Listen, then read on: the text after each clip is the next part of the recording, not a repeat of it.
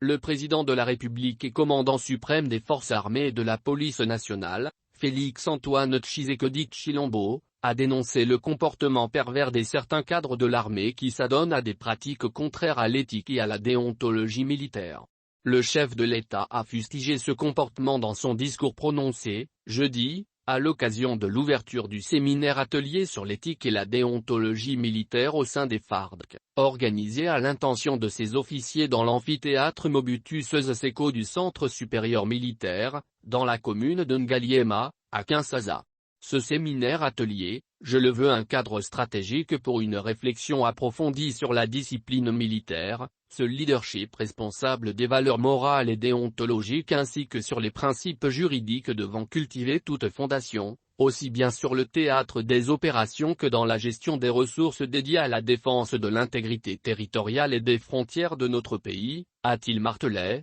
ajoutant qu'il est temps de mettre fin à toutes les pratiques qui ont favorisé les assassinats et meurtres de nos concitoyens. Dans le même ordre d'idées, le chef de l'État s'est inscrit en faux contre l'idée d'une alliance entre des officiers des FARDC et des groupes armés, dans le but de combattre un autre groupe rebelle M23. On n'éteint pas le feu en jetant de l'huile au feu, a dit le président de la République. Le commandant suprême a, en outre, révélé que jamais dans l'histoire de la RDC, l'armée nationale a reçu autant de moyens financiers, tout en reconnaissant que les résultats ne sont pas proportionnels aux moyens mobilisés. Auparavant, le ministre de la Défense, Gilbert Kambanda, avait relevé dans son allocution toutes les antivaleurs qui gangrènent l'appareil sécuritaire de notre pays, afin d'y mettre fin. Il a cité notamment le népotisme, le clientélisme et le tribalisme comme des mots qui avilissent l'armée nationale. Promulgué en 1955, le Code de discipline militaire,